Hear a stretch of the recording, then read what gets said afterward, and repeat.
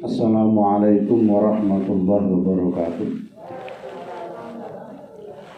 Alhamdulillah wa syukurillah wassalatu wassalamu ala rasulillah wa ala alihi wa sahbihi wa mawala. Amma ba'da, la hawla wa la quwata illa billah. Ibu-ibu yang dimuliakan Allah, alhamdulillah pada sore ini Allah masih memberikan keistiqomahan kepada kita semua untuk bersama-sama hadir dalam majlis yang mulia ini. Semoga Allah Ta'ala selalu memberikan keberkahan kita semua dan juga berkah dari haflah maulidun Nabi. Semoga Rasulullah berkenan memberikan syafaatnya kepada kita ila yaumil qiyamah. Amin ya rabbal alamin.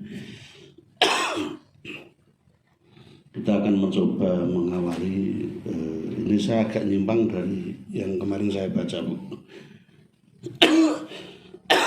Saya tak nyinggung tentang maulid sebentar. Ya sebentar bahasa Rambung ngira ngerti. Jadi kalau kita mengacu pada Al-Qur'an, kenikmatan dan rahmat sebesar apapun yang diberikan Allah kepada kita, ini tidak bisa melebihi besarnya rahmat Allah dengan cara menurunkan Nabi Muhammad SAW ke dunia ini. Dan itu memang termaktub di dalam Al-Quran. Ini nanti kita ringkas-ringkas saja. Satu, di dalam surat Al-Anbiya ayat 107. Wa ma arsalnaka illa rahmatan lil alamin. Ini ayat yang kita mungkin sudah sangat hafal, tetapi kadang maknanya kita ini ngartake rahmatan lil alamin itu piye itu enggak ngeh juga. Wa malan ora ana arsalnaka stune ingsun ngutus sira Muhammad, dan tidaklah aku Allah mengutusmu Muhammad, kan begitu, illa kecuali rahmatan menjadi bentuk belas kasih sayangku Allah lil alamin, untuk alam, untuk semesta. Jadi rahmatan lil alamin itu mencakup tidak hanya alam dunia ini. Nah, awak dhewe ngerti nek alam itu bumi karo langit sing ketok. Dan ini hanya bagian sangat-sangat kecil, hanya sepersekian miliar dari semesta. Karena al-alamin itu fit dunya wal akhirah. Yang dinamakan alam itu ya dunia dan akhirat. Artinya hadirnya Rasulullah yang diberikan Allah pada kita semua di dunia ini berlaku sampai nanti di akhirat. Sehingga konsekuensinya yang hidup di bumi sebelum mati itu mengikuti apa yang disampaikan Rasulullah, maka tali kesinambungannya di akhirat Rasulullah memberikan syafaat. Tidak ada keterpisahan antara ibadah dengan syafaat. Jadi orang-orang yang tidak beribadah itu ya terputus dari syafaat Rasulullah. Ini artinya ini ada sebab-sebab yang masuk di nalar kita. Walaupun sebenarnya ketika Allah nanti memberikan hak syafaat kepada Rasulullah juga tidak tergantung pada amal manusia itu sendiri, tetapi nilai-nilai kepatutan ini mesti ada gitu. Nah, jadi rahmah Allah melalui Rasulullah itu berlangsung dari dunia sampai akhirat. Nah, awak dhewe ngendelke ngamal mlebu swarga gak iso. Awak dhewe kok ngendelke ngamal metu neraka gak iso. Karena keluar masuknya seseorang itu bukan kehendak diri sendiri. Wa man zuhziha 'anil nar wa udkhilal jannah faqad faz. Dan barang siapa yang dikeluarkan dari neraka dan wa udkhilal jannah, dan dimasukkan ke dalam surga, faqad faz, maka sungguh dia itu orang yang beruntung. Jadi konsep keluar neraka itu dikeluarkan, bukan apa? Bukan keluar. Masuk surga itu dimasukkan, bukan masuk sendiri. Artinya amal kita itu sebenarnya nyun sewu, tidak ada pengaruh. Bagaimana nasib kita diharap. Maka ketika jenengan beribadah itu tujuan pastinya itu bukan karena mutu kontrol mlebu surga, bukan. Tapi tujuan pasti itu hanya mencoba mencari ridho dan rahmat Allah, dan mencoba merebut hati Rasulullah agar mau memberikan syafaatnya kepada kita. Ini ibadah yang kita lakukan. Sebesar apapun ibadah jenenganku gumlo swarga gak cukup. Bahkan gue ngetokke kontrol ora cukup. Wong kadang dhewe dosane yo akeh, senajan ketok ngamale yo akeh. Dadi nek nggen kitab tasawuf diaturke, nggon kitab ihya diaturke, wong ra iso njagake ngamale dhewe supaya iso mlebu swarga. Sing iso piye? Jagakno ngarep-arep syafaate Kanjeng Nabi, maka pasti nanti akan masuk surga. Maka pintu utama itu syafaat Rasulullah. Maka wajar kemudian disebutkan kul in kuntum tuhibbunallaha fattabi'uni yuhibbukumullah wa yaghfir lakum dzunubakum. Itu. Katakanlah wahai Muhammad kepada umatmu, in jika kuntum ada pada mereka, kul in kuntum tuhibbunallah, jika mereka itu memang mencintai Allah atau pengen mencintai Allah. Nah, ada kelasnya urung mencintai tuh Bu. Ada kelasnya geragek kepengin. Kadang kepengin wae ora gitu. In kuntum tuhibbunallah, jika mereka itu ada rasa cinta kepada Allah, kepingin mencintai Allah, fattabi'uni, maka ikutilah aku Rasulullah. Loh gitu. Jadi Rasulullah itu ke dunia disuruh bilang ke kita, oleh Allah disuruh bilang ke kita gini, nak kowe kepingin tresnani Gusti Allah, kamu kepingin cinta Allah dan Allah mencintaimu, maka ikutilah aku, kan gitu. Lah untuk mengikuti Rasulullah kena orang berdasar rasa cinta ki gak iso. Jadi sebenarnya nak ibadah itu nak ketika kita ini beribadah kepengin mlebu swarga, pengen selamatkan neraka, artinya kan berdasar karepe dhewe. Kita tidak menyadari bahwa sing nggawa ngono Kanjeng Nabi kan enggak. Maka alangkah lebih indah, lebih bagus dan lebih sopan ketika kita beribadah itu karena cinta kepada Rasulullah. Maka kadang kita beribadah terasa berat karena ada yang golek dhewe. Beda kalau kita beribadah karena rasa cinta itu beda. Nak tresno kok ngibadah enteng Bu. Jenengan duwe rasa tresno karo Kanjeng Nabi, ngibadahe dadi enteng. Ngopo? Lah aku ngibadahku nyenengke wong sing tak tresnani. Jenengan itu kan karo bojo anak kan yo apa wae dilakukan kan bahasane.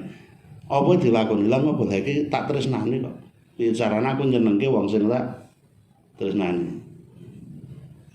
Nah, nek ngono berarti kita ini kul in kuntum tuhibbunallah, ketika kita ingin mencintai Allah, yo nggawe seneng Gusti Allah.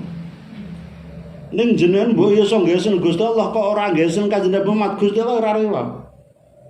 Maka pintu paling utama, paling gampang itu piye carane kita bisa mencintai Rasulullah. Nah, urung iso mencintai, paling tidak kita melakukan apa yang menjadi tuntutan Rasulullah dalam rangka kepengin mencintai. Betak tak rewangi ini aku gerak nyenengke wong sing tak tresnani itu. Angel apa gampang Bu?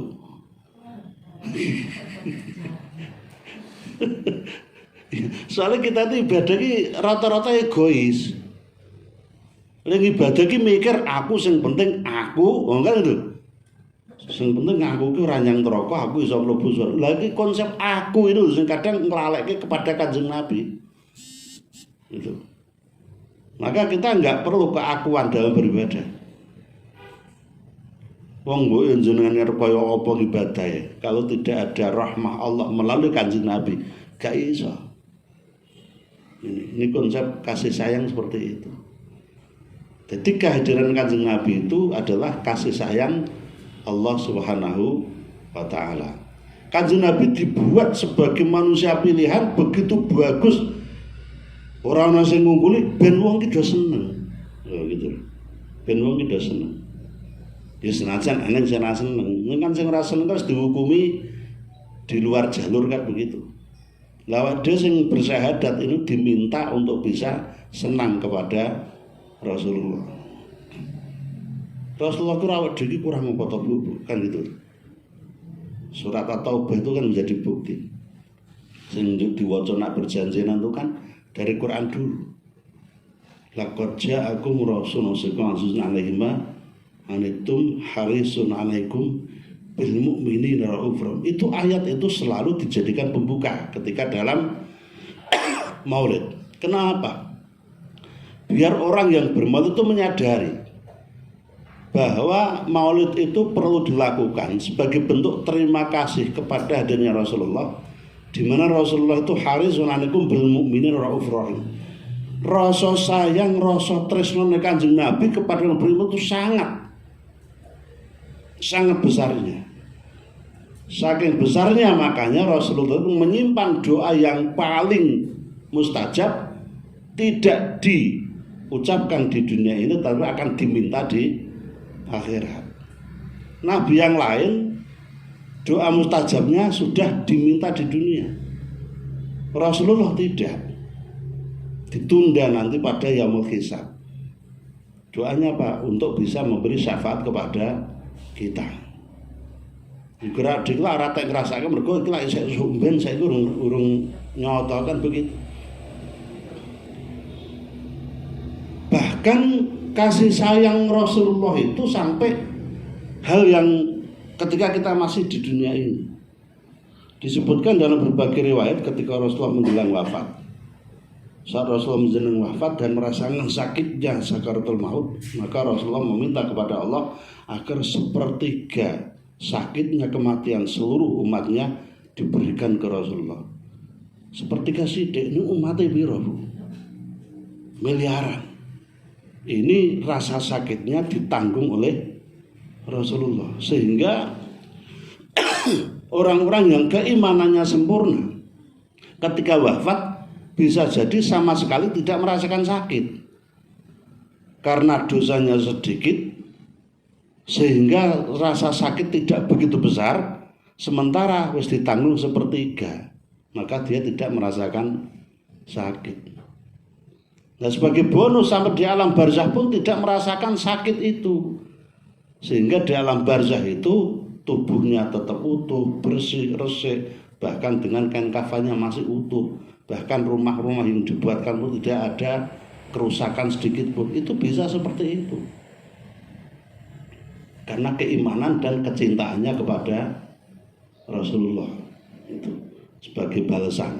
Jadi kita ngomong apa ya, hanya setitik debu lah kita mencoba berterima kasih kepada Rasulullah. Wong kehadiran Rasulullah memang cuma untuk kita. Rasulullah tidak pernah punya keinginan pribadi, tidak pernah punya keinginan yang sifatnya itu egois, nggak pernah.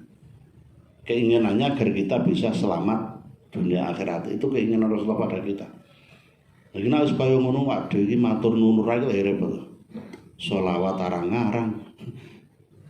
Terus mengorbankan harta untuk Rasulullah itu juga jarang. Makanya kan Imam Jalaluddin Asyuyuti sama Imam Ibnu Taimiyah itu sampai menyampaikan ketika bulan Maulid dan orang itu mau mengeluarkan hartanya, entah itu berwujud uang, berwujud harta, berwujud makanan dan sebagainya dalam rangka Maulidun Nabi, maka harta yang digunakan untuk itu menjadi jalan terhalangnya siksa kubur dan siksa neraka bagi orang itu.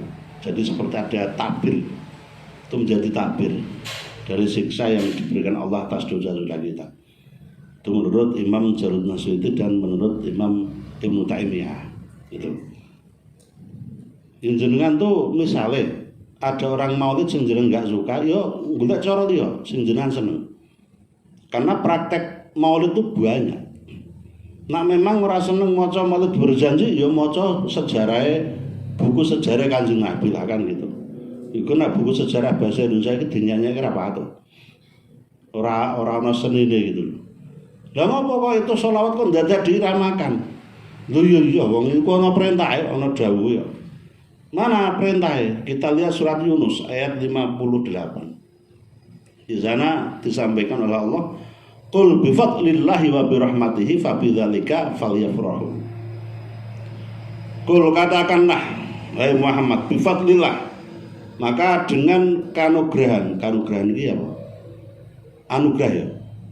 Maka dengan anugerah besar dari Allah, wa bi rahmatihi, dan dengan kasih sayang Allah, fabidzalika, maka dengan dua hal itu, dengan anugerah Allah dan rahmat dari Allah, falyafrahu, maka bergembiralah kamu semua. Nah kemudian dalam tafsir Durrul Mansur ini disampaikan tafsiran dari Imam Jalal Suyuti bahwa fadlullahul ilm wa rahmatuhu Muhammadun sallallahu alaihi wasallam. Yang dimaksud fadl, kanugrahan Gusti Allah, itu ilmu yang dibawa oleh Rasulullah, utamanya Al-Quran. Kemudian wabi rahmati itu Rasulullah itu sendiri. Artinya ini sesuai dengan ayat yang atas. Wa ma arsalnaka illa rahmatan lil alamin. Allah tidak mengutus Nabi kecuali menjadi rahmat, kasih sayang. Kemudian terhadap rahmat itu kita disuruh untuk bergembira. Maka akhirnya sholawat itu diiramakan. Karena apa? Ya salah satu bentuk ekspresi kegembiraan, kebahagiaan itu dengan mengiramakan sholawat kepada Rasulullah. Itu. Karena yang desa-desa rame pun akhirnya ini, soalnya 12 malam itu selalu maulid al-berjanji. Kalau enggak ya maulid itu tiba, kalau enggak ya simtut turun. Terserah kitab apa yang mau dipakai. Yang penting kita tuh senang. Nah tentu saja nak wong senang tuh ya senang berbagi kan begitu.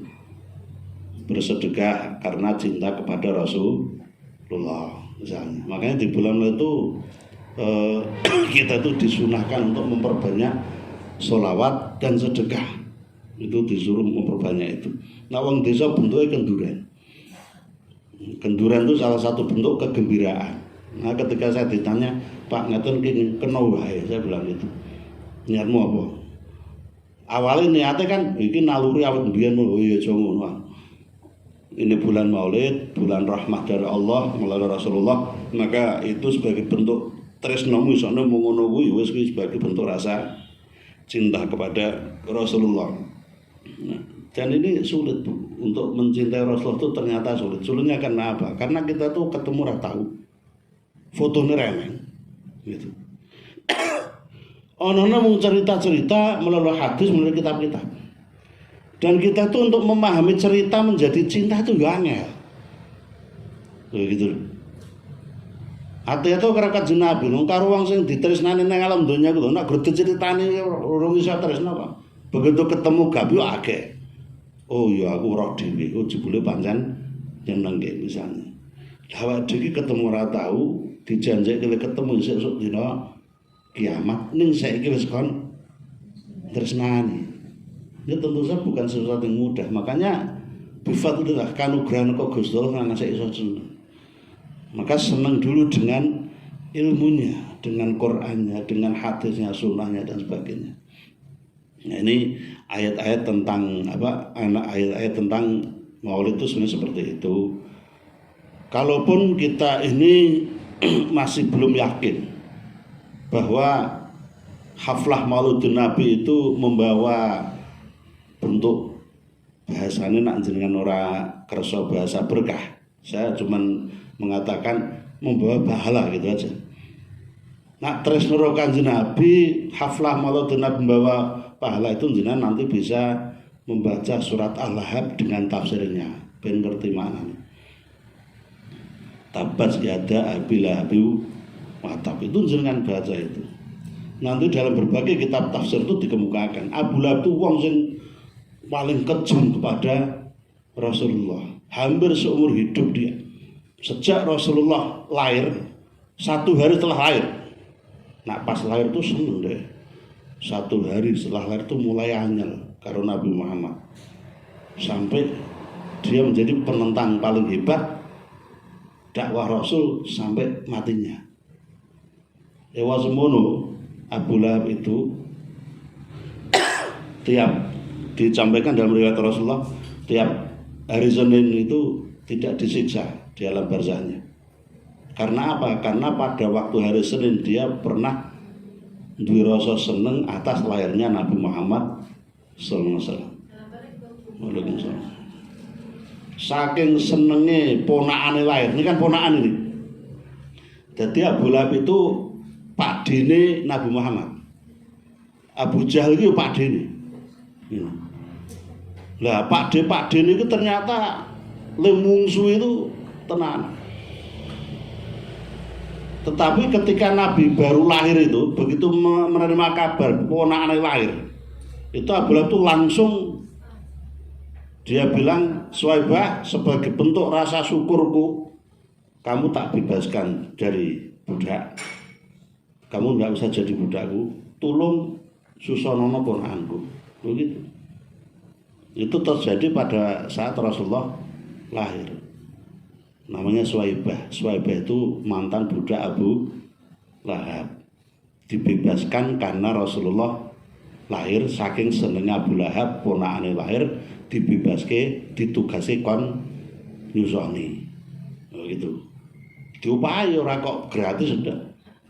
Diupahi. Suwaibah yang menyusukan Rasulullah pertama kali. Gitu.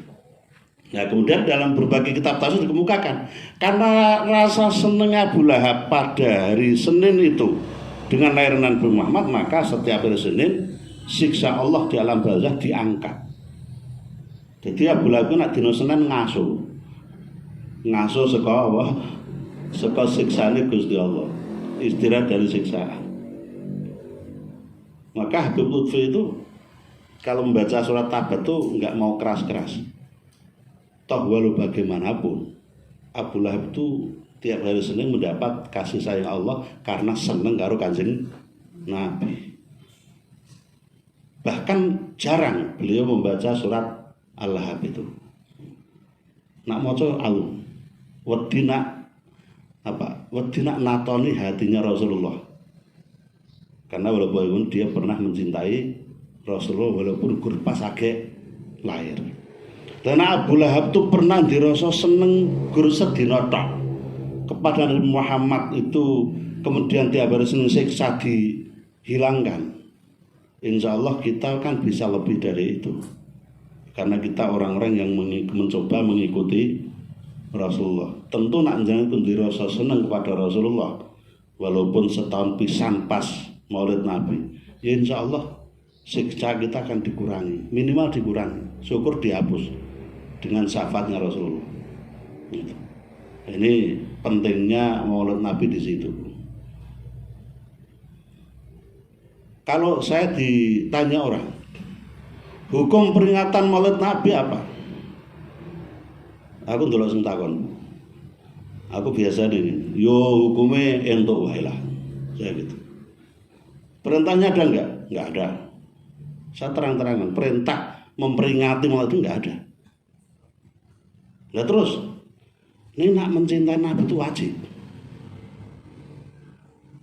Ini bisa diterima enggak nih? Mungkin peringatan Maulid Nabinya mungkin bisa saja disebut bid'ah. Bisa saja, ini aku rambut bid'ah gitu. Membaca Maulid berjanjinya mungkin saja bisa dianggap bid'ah. Tetapi mencintai Nabi hukumnya wajib. Kul in kuntum tuhibbuna, itu katanya cinta dulu itu. Sebelum fatabinu, sebelum mengikuti Rasulullah menjalankan ibadah, itu cinta dulu yang dikemukakan. Kul in kuntum tuhibbunallah. Nak kepengin tresno karo Gusti Allah ki fatabinu melu aku Kanjeng Nabi. Ya berarti kan karo Kanjeng Nabi kan ya tresnane sik to. Wong bahasane bahasa cinta kok di depannya kok. Baru nak wis tresnane mencintai baru mengikuti amaliyahnya. Itu. Mana mungkin seseorang bisa selalu mengikuti apa yang dia lakukan kalau tidak berdasar rasa cinta. Jadi hukum ini wajib. Nah, kalau kaidah usul fikih al-ghayah yang menjadi tujuan ini wajib, maka sesuatu yang bisa menjadi sebab mengantarkan pada tercapainya tujuan itu juga, hukumnya juga wajib. Begitu. Berarti kalau memang seseorang tuh bisanya mencintai Rasulullah itu bisa mengekspresikan cintanya dengan haflah maulid, nah isone memang mengkui, berarti haflah maulid itu menjadi wajib. Wong gak dinak ora sasi mulut dirakelingan mulut Nabi kok. Coba aja misalnya jenengan lebaran kok kelingan mulut Nabi jenengan. Nah wong desa iki Syakban itu ora kelingan kanjeng Nabi, walaupun 17 Syahrullah, Syahrul Anbiya, ora kelingan. Kelingane nyadran kan gitu. Jenengan nak lebaran ora kelingan kanjeng Nabi. Kelingan apa kan warna-warna. Jarang kita tuh lebaran ingat Nabi itu jarang. Begitu. Nah, maka Allah menjadikan bulan Maulid ini bulan untuk zikrul Nabi Muhammadin sallallahu alaihi wasallam. Selalu mengingat Nabi Muhammad sallallahu alaihi wasallam. Itu. Nah, saking dini le bendo tetap kelingan, makanya namanya bulan Rabiul Awal ning wong do nyebut Syahrul Maulid. Wong Jawa ngaran sasi mulut. Jadi maulud menjadi mulut. Kan itu. Ini fakta-fakta yang tidak bisa terbantahkan. Itu. Karena orang yang tidak cinta kepada Rasulullah, dia akan tidak akan mendapatkan syafaat Rasul dan tidak akan mendapatkan kasih sayang Allah Subhanahu wa taala. Ini yang bahaya di situ. Jadi nah umpamane wong desa enjoy tresna gur nak sasi mulut ibaratnya mulutan dadi wajib. Nah jenengan isone mencintai Nabi itu harus melakukan sholat tahajud, berarti tahajud jenengan menjadi wajib. Kalau memang bisanya mencintai hanya karena itu. Nah jenengan isone mencintai Rasulullah itu dengan cara membaca kitab Maulid, ya bacalah, itu menjadi wajib karena itu sarana yang mengantarkan pada kewajiban. Itu. Jadi ekspresi macam-macam. Boleh saja jenengan itu ora tahu Maulidan, ora tahu maca kitab Maulid, tetapi sebagai bentuk rasa cinta jenengan sholat tahajud rajin, duha rajin, baca Quran rajin, sebagai apa? Sebagai bentuk cinta pada Rasulullah, itu boleh-boleh saja. Dan yang mengantarkan pada kecintaan itu menjadi wajib. Begitu. Paham Bu gini. Paham pemunyeng? Ini kan kita mencoba menjelaskan posisi Maulid Nabi dulu, karena ini selalu debatable. Banyak orang yang antipati dengan Maulid Nabi, dan orang yang antipati itu mesake kok. Karena ibadahnya menjadi bisa terhapus semua. Gitu. Ya bukti ini mau Abu Lahab wae sing mungsuhi Kanjeng Nabi sing kudune iki ora tau entuk rahmate Gusti Allah. Gara-gara seneng pas lair Kanjeng Nabi, iki siksane diangkat kok. Gitu. Ini menjadi dalil paling utama bagi saya loh. Dalil paling utama untuk memperingati Maulid Nabi gitu. Abu Lahab jadi dalil kok ya gayeng toh. Tapi kan podo, Isra Mi'raj itu kan dalilnya kan Abu Jahal, sama kan. Jadi dalil-dalil bagi peringatan hari besar kan justru kadang orang-orang yang dianggap jelek itu. Mulane saya elek-elek wong ya napi jenengan aja terlalu antipati. Seandainya Abu Jahal itu tidak pernah menanyakan tentang Isra Mi'raj, tentang Masjid Al-Aqsa yang ada di di Palestina, orang peringatan Isra Mi'raj itu enggak ada. Karena ide peringatan Isra Mi'raj pertama kali, pengajian Isra Mi'raj, ide pertama dari Abu Jahal. Mat ponakanku kan ngono to karo Kanjeng Nabi. Awakmu ki jare bar ngadep Gusti Allah. Jare mampir nang Palestina salat nang Masjidil Aqsa. Lah iki engko ben do percaya karo kowe kabeh, engko wong tak klumpukne. Kowe kandha. Sing kok delok ning dalan, engko wong takon bebas engko jawab. Nah, Kanjeng Nabi itu kan orangnya enggak mungkin punya suudzon. Ngertine wah iki berarti Pak Dewi apian ya ngundangke wong ben nak sing ngundang aku ora mungkin do teko kan gitu. Lah iki mah ngundangke wong aku kan ceramah ceritake Isra Mi'raj kan gitu. Nah, ternyata kan sing arep takon wis disetel karo Abu Jahal kabeh to. Kowe engko takon ngene. Takonmu ku ora usah liyan ning akhirat to. Takonono. Masjidil Aqsa ki lawange pira, cagake pira, jendelane pira kan gitu. Disetel kaya ngono. Nabi memang gak mengira akan dapat kan ya ora mungkin to Kanjeng Nabi ki nang Masjid Aqsa ki ngitung itu enggak mungkin. Sama saja dengan kita tuh nang lawang 1000 tuh ya ora tau ngitung. Pokoknya jenenge lawang 1000. Ngeten sing mun ate mriko ngeten. Non. Jenengan teng lawang 1000 pun apa dereng? Dereng. Teng Borobudur. Oke, setupane enten pinten? Kita keliling itu orang ngitung. Ya padha Nabi Muhammad ke Masjid Aqsa ya ora ngitung apa-apa. Begitu kelompok ke wong kelompok kabeh, nek sing takon, lawange pinten? Lah Kanjeng Nabi aduh. Iki le jawab. Sing takon cagake pira, sing takon apa jendelane pira. Nah, untungnya Allah itu kemudian memberi kemurahan, malaikat Jibril itu disuruh membuat visualisasi Masjid Aqsa di depan Nabi pada waktu itu. Sehingga ketika pengajian Isra Mi'raj pertama kali di dunia itu, saya nyebutnya pengajian Isra Mi'raj pertama kali waktu itu, ketua panitia Abu Jahal. Jadi nak saya kono ketua panitia Isra Mi'raj ini niru-niru.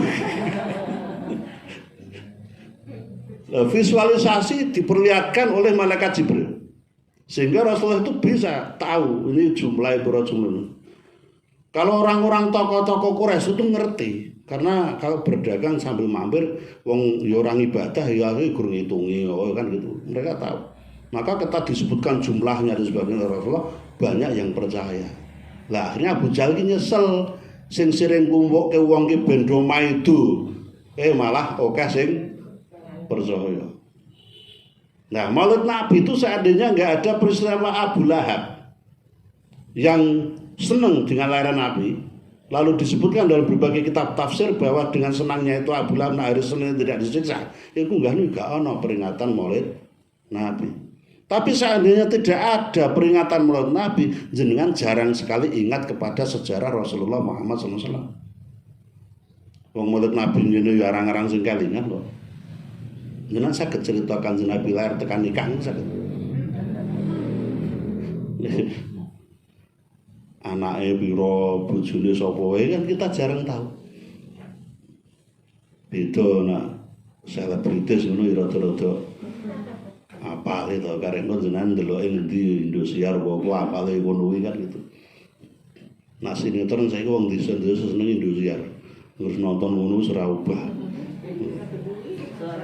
Iya. Terus kalau sing seneng dangdut saya agak mengagumi Lesti gitu. Soalnya suaranya kaya penyanyi zaman dulu kan. Suaranya apa ya? Iya hafal sing ngono-ngono kuwi. Nek sejarah Nabi adalah ya rata hafal. Tapi walaupun enggak hafal ketika mereka membaca kitab-kitab Maulid. Jadi kitab Maulid itu kitab sirah, kitab tarikh, kitab sejarah Nabi itu.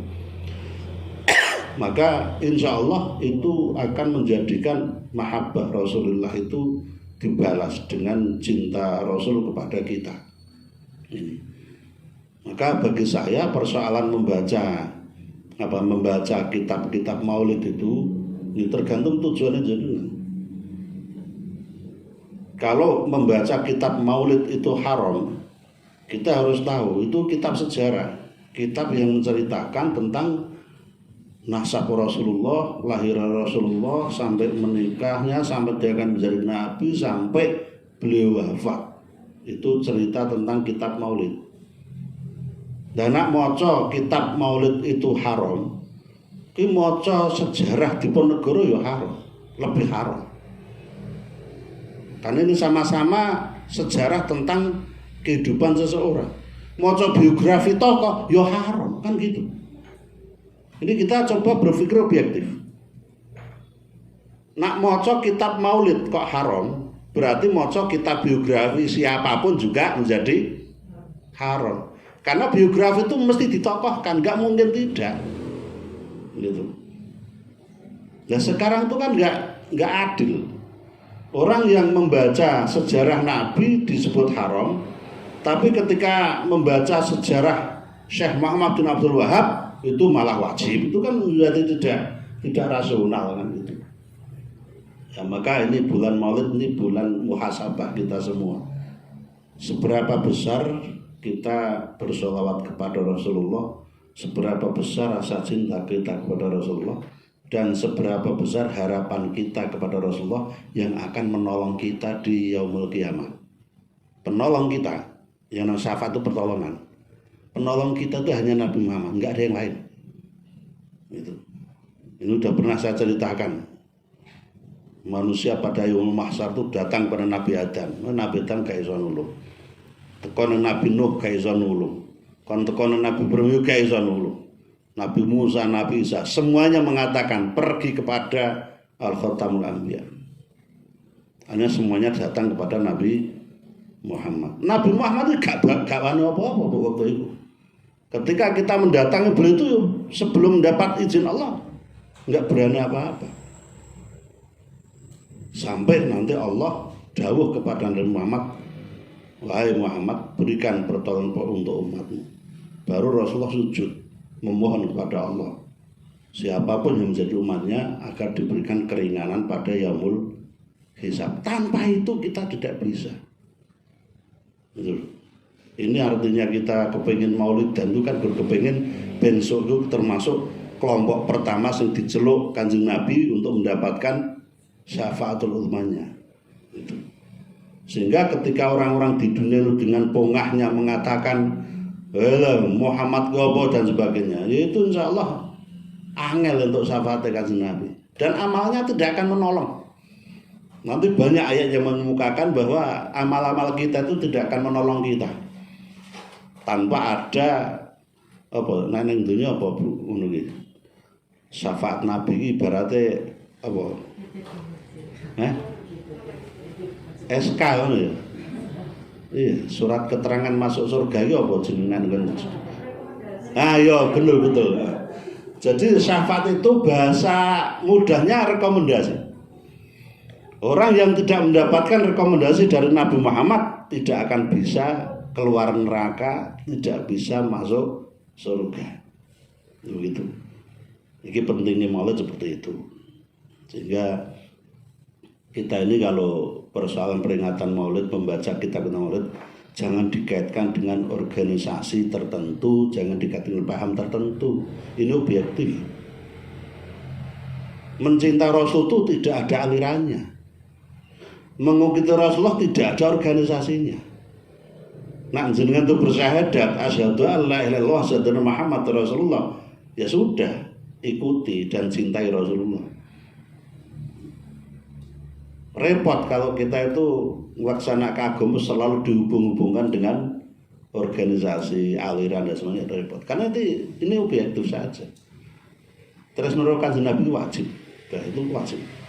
Dan dengan cinta itu kita melakukan ibadah, maka nanti ibadah menjadi ringan karena dengan rasa cinta.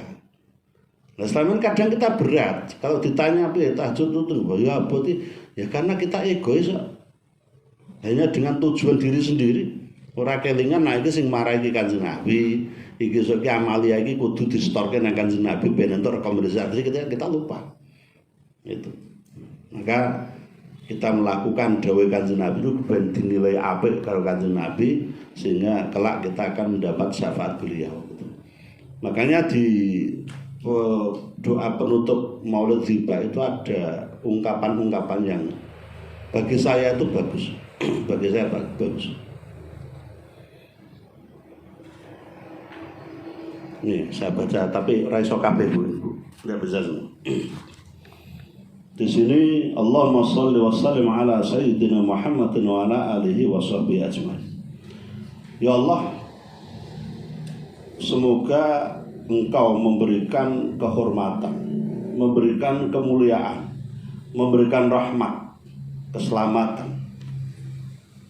Dan ini keselamatan itu bahasa keselamatan ini kalah karo bahasa kawilujengan. Wilujengan apa Bu? Lebih dari itu. Iya. Wilujeng itu selamat, sehat, tidak pernah merasakan derita, tidak pernah merasakan sakit dan sebagainya. Itu namanya kawilujengan. Kalau keselamatan itu lebih pada dimensi fisik. Tapi wilujeng itu fisik dan rohaniah dapat. Itu kata-kata wilujeng. Nah, kalau bahasa salim itu kawilujengan itu yang lebih tepat. Itu. Walaupun salamah itu sendiri dari bahasa Arab. Ya Allah, semoga Engkau memberikan rahmat ta'zim. Untuk mengartikan sholat itu juga sulit, karena itu bisa berarti doa, bisa berarti sholawat, bisa berarti sholat. Maka kebanyakan kalau ini sholawat kepada Nabi itu diartikan rahmat ta'zim, rahmat pengagungan, gitu. Saking bingungnya ngartai gitu. Ya Allah, berikanlah rahmat ta'zim dan juga keselamatan kawilujengan kepada Sayyidina Muhammadin, junjungan kita Muhammad SAW, wa ala alihi washabihi, dan kepada keluarganya, para sahabatnya, ajmain semuanya. Jadi watabin enggak, tidak boleh disebut sudah termasuk kepada washabi, karena tabin itu orang yang mengikuti sahabat. Generasi sesudah tabin semuanya mengikuti tabiin, maka semuanya masuk ke dalam dimensi washabi itu.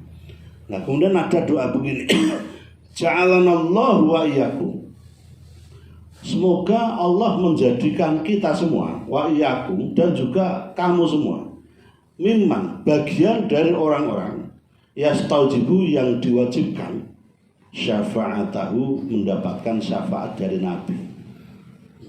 Artinya tadi at-tabin tidak disebutkan itu, tetapi kita mengikuti para sahabatnya, yaitu dengan cara apa? Allah menjadikan kita kelompok mereka, sehingga kita itu diwajibkan mendapatkan pertolongan dari Nabi. Makanya saya sering mengatakan doa ini seperti menjelaskan tentang fungsi-fungsi.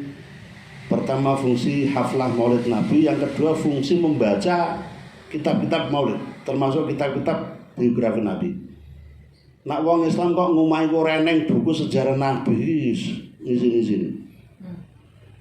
Makanya belum ada, tolong jenengan beli. Jadi di rumah kita itu harus ada dua paling tidak. Satu Al-Quran, yang kedua itu sejarah kehidupan Nabi Muhammad, harus ada. Buat jenengan waca gores pokoknya kuduannya. Terserah itu dibuat oleh siapapun, terserah. Yang penting harus ada. Syukur diwaca gitu. Selama ada itu, insya Allah Rasulullah akan mencintai kita. Quran dan sirah Nabi.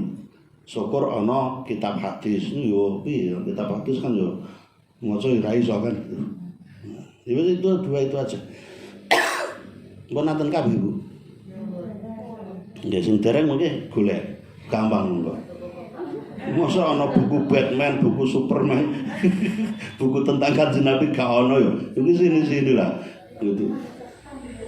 Biografi presiden ono, biografi sapa eneng. Kok biografi Kanjeng Nabi kok enggak ada, ini kan yo amit-amit yo sini-sini lah kan gitu. Izin kepada Rasulullah, malu kepada Rasul. Yo gitu. Ora diwaca apa-apa. Yo sampai lah lumayan itu. Tapi itu belum komplit. Yang komplit itu banyak kok. Misalnya sejarah kehidupan Nabi Muhammad SAW oleh Syekh Mubarakfuri itu komplit. Hayatul Muhammad, kehidupan Nabi, sejarah Nabi oleh Husain Haikal itu juga lumayan komplit. Banyak itu. Nah sing bahasa Arab yo ora wae angel gitu. Wa yarju rahmatahu wa rafatah. Wa yarju, dan mengharap. Kita semua itu menjadi orang-orang yang mengharapkan rahmatahu, rahmat kasih sayang dari Nabi Muhammad SAW. Ini kembali kepada Allahumma shalli wa sallim Muhammad tadi. Wa rafatahu, dan juga kita mengharapkan belas kasihan dari Nabi Muhammad SAW. Ibadah-ibadah yang kita lakukan dalam rangka untuk mengharapkan belas kasih dan cinta Rasulullah. Hanya itu. Jadi ya jadi serasa dur-dur kepingin mlebu swarga sih. Pintu utama masuk ke situ dulu yang kita tuju. Dan arep mlumpat kok ira iso to, Bu.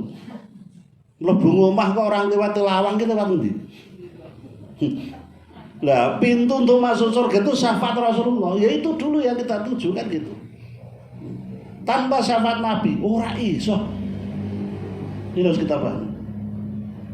Tapi begitu melewati pintu syafaat Nabi, ya wis bledun swarga gitu.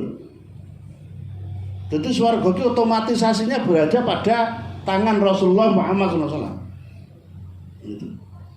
Jadi nak cara aku sebagai sholat udah itu kata saya yang paling gampang itu aja kok. Sholawat ya sedina paling ora ping 300 lah kan itu. Sholawat sing cendak-cendak Allahumma sholli ala sayyidina Muhammad. Orang gelem nganggo sayyidina ora apa-apa, Allahumma sholli ala Muhammad ora apa-apa. Itu. Iki nak gur masalah sayyidina jeneng rasa regejekan. Sing penting sholawat. Itu. Nah aku sih ora mantep nak nganggo sayyidina, saya enggak mantep memang. Karena saya itu selalu membayangkan Kanjeng Nabi itu mesti sak dhuwurku. Masa aku padha karo Kanjeng Nabi itu enggak mungkin.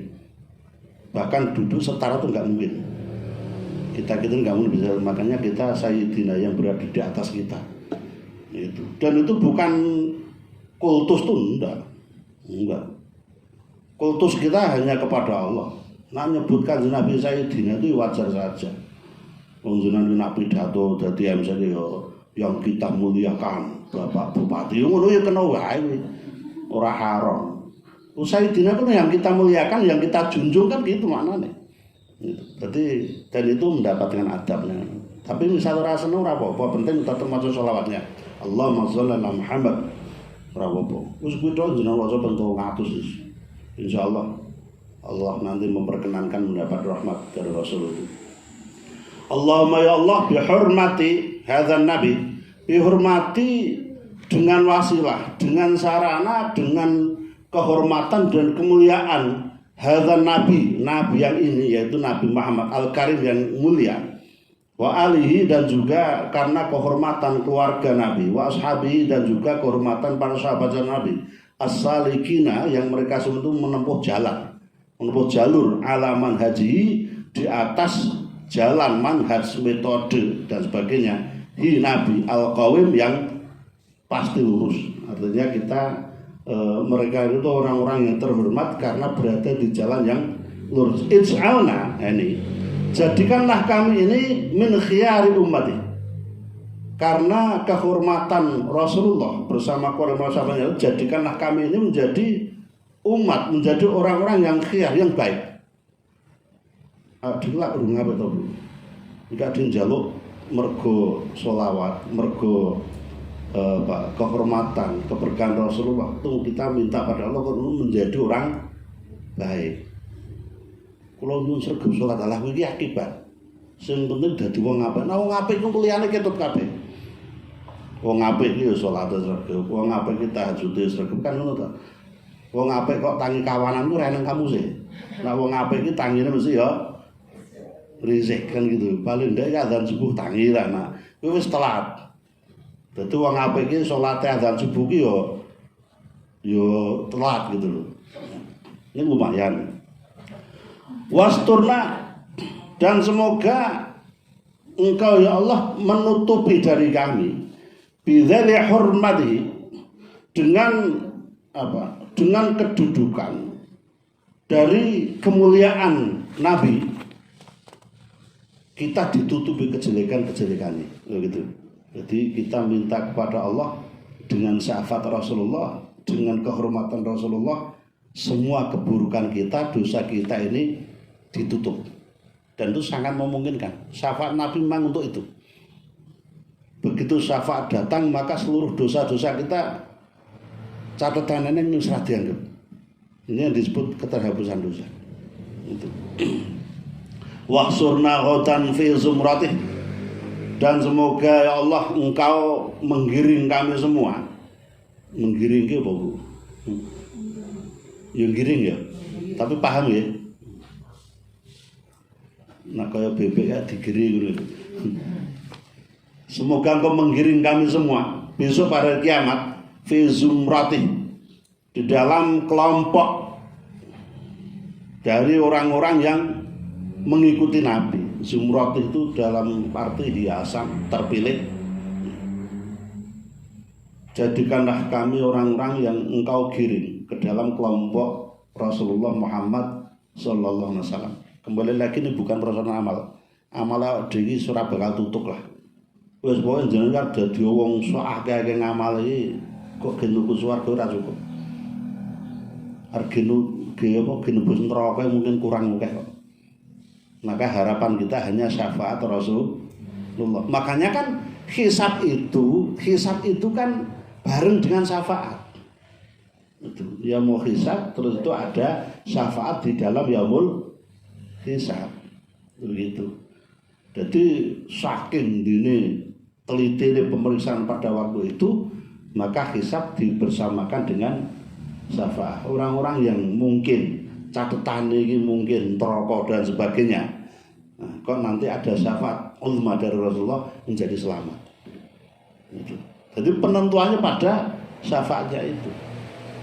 Pengadilan itu belum penentuan, Bu. Karena ujung-ujungnya harus ada syafaat Rasulullah.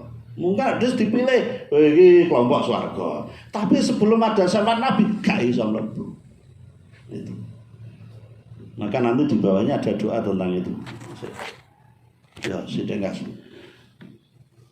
Wa ahina wastamil dan semoga engkau ya Allah menjalankan apa? Kok nglampahke kok nglakokake apa alsinatan dalam lisan-lisan kami. Semoga engkau menjaga lisan-lisan kami ya Allah fi madhi, selalu dalam keadaan memuji Rasulullah. Loh gitu. Jadi lisan yang selamat itu lisan yang selalu bersolawat kepada Rasulullah. Jadi nak jenengan kena nesu timbang muring-muring maca selawat. Ya ngono. Allahumma shalli Muhammad. Nak nesu kan ngono. Ya boleh saja. Kowe iki lho sallallahu alaihi wasallam. Aja ora sida muring-muring lho pas kowe iki lho ngono ora sida muring Allahumma shalli ala Muhammad kan itu. Lah orang Arab kan gitu. Don nesu anggere subhanallah Allahu akbar Allahumma shalli Muhammad ya udah diam. Hilang rampung beda dhewe. Allah ngapa selawat barang kan gitu. Iki jebule ki wong Jawa ki luwehan. Jarine lak keras wong Arab ya. Ternyata enggak. Wong Arab tuh begitu ada kalimat zikir, luluh hatinya. Lah awake dhewe kan ora. Gitu. Wong nak anyel karo imam zikir suwene malah ngono kan. Gitu. Itu naudzubillah, semoga kita selamat. Fi madhihi, dalam memuji Rasulullah wa nusratih, dan semoga lisan kami ini engkau jadikan untuk bisa selalu menolong agama yang dibawa Rasul. Maksudnya menolong itu untuk lisan yang selalu berzikir. Nah, itu lebih banyak berzikir kepada wa ahyina, dan hidupkanlah kami ya Allah mutamassikina mutamassikina dengan menempatkan kami semua bisa bertempat tinggal dalam keadaan kami itu bisunnati, selalu berpegang pada bertempat tinggal pada sunnah-sunnahnya Rasulullah. Jadi sebenarnya kan dengan maulid ini kan kita diingatkan untuk bisa selalu berpegang pada sunnah Rasulullah kan gitu. Wa ta'ati, dan juga selalu bisa taat kepada Rasulullah. Wa amisna, dan matikanlah kami semua ala hubbi, tetap atas cinta kepada Rasulullah. Nah, dikenjaluk nak mati ki dalam kondisi tresno karo Kanjeng Nabi. Karena banyak orang yang ketika meninggal itu tresno karo dunya. Yo karo bojone, karo anake, karo duwite dan sebagainya. Jadi ini ngalamat wong cilaka. Gitu. Jadi kita berlatih hidup dengan mencintai Rasul sehingga nanti mati dalam keadaan mencintai Rasulullah. Wa jamaatih, dan juga jadikanlah kami ini menjadi kelompok golongannya yang mengikuti Nabi Muhammad SAW. Ini dungu sing paling tak senengi bari ibu. Allahumma ya Allah, adkhirna, masukkanlah kami ma'ahu, bersama Rasulullah, al-jannah, ke dalam surga. Fa innahu, maka sesungguhnya Rasulullah itu awalu, orang yang pertama kali, man, dari semua orang, yadkhuluha, yang memasukinya. Jadi mau untuk syafaat, engko yang swarga ki ade tetep nang burine, ora mungkin dhisik ora mungkin. Karena yang pertama kali memasuki adalah Nabi Muhammad. Nak kiai nang buri, umatnya sih, jamaahnya sih. Nak Nabi tetap paling depan. Karena surga itu hanya diperuntukkan bagi Rasulullah sebenarnya. Lah wong yang mengikuti diperkenankan ikut masuk. Jadi konsep Masuk surga tanpa hisab itu karena kita masuk berada di belakang Rasulullah, bersama Rasulullah. Ono presiden yang sesuatu hiburan. Undangannya grup presiden, nah kan mestinya ya pengikutnya kan yang lebih ora diperiksa atau mungkin melu presiden. Grup penderek. Tapi nak orang lain bukan penderek, ya tetap diperiksa, tetap nggak boleh masuk kan begitu. Nah kita tadi meminta mentaati, kita meminta bisa menjalankan sunnah dan sebagainya. Iki sok mlebu niki tanpa hisab. Karena apa? Gur melu sing ngarep dhewe kuwi kok. Dadi sok malaikat iki ora ndelok awake dhewe, muga-muga ngono. Oh seneng guru Kanjeng Nabi sebaru eneng. Tapi repot iki anu iki Bu. Sing melu pertama kan grup 70.000 lah piye. Nah, ya muga-muga 70.000 itu hanya simbol dari banyaknya orang, bukan letterlek 70.000. Kalau saya berdoa 70.000 itu semoga bukan hitungan matematis, tapi itu cuma untuk menunjukkan apa? Untuk menunjukkan banyaknya orang yang mengikuti Rasulullah tanpa hisab. Itu saya ngiyem-ngiyem atiku paling ndak itu. Jadi aku melu ayem, aku 70 saking mukae lah. Bahasa Arab itu kan kadang saking banyak cuma disebut 100, 1000, 70.000 kan itu saking banyaknya gitu. Nah Arab itu kan telu kan akeh. Adkhilna ma'ahul jannata fa innahu awwalu may yadkhuluha. Ya Allah, saya ingin bisa Engkau masukkan ke surga bersama dengan Nabi Muhammad karena beliaulah orang yang pertama kali masuk surga. Wa anzilna ma'ahu, dan tempatkanlah kami semua ma'ahu bersama Nabi fi qusuriha, di dalam indahnya istana surga. Fa innahu awwalu man yanziluha, karena hanya Nabi Muhammad itu saja yang pertama kali masuk ke dalam istana surga. Ini doa ini saya senang. Warhamna, dan kasih sayangilah kami semua yauma, pada hari yasfa', pada hari mendapatkan syafaat, lil khalaiki, untuk semua makhluk, fatarhamuha, dan juga maka dengan kasih sayangnya itu dari syafaat itu berilah kami syafaat. Ini doa-doa ini sebenarnya kan apa? Bihormati tadi, ujung-ujungnya bihormati dengan kemuliaan Nabi Muhammad. Nah, maka mumpung bulan Maulid seperti ini, mari kita banyak bersolawat pada Nabi Muhammad SAW. Nah, jenengan memang perayaan Maulid memang nak pengajian Ramadan sampai turuti semua solawat seakeh itu banyak cara lah untuk apa haflah Maulid Nabi, banyak cara. Kalau satu hal jenengan tidak suka, carilah yang lain. Tapi yang jelas kalau kita sampai mengatakan haram haflah Maulid ini berlebihan, karena faktanya Abu Lahab pun mendapatkan keringanan siksa hanya karena kelahiran Nabi Muhammad duwe rasa seneng. Dan kita Maulid Nabi itu dikon duwe rasa seneng kepada Rasulullah. Assalamualaikum warahmatullahi wabarakatuh.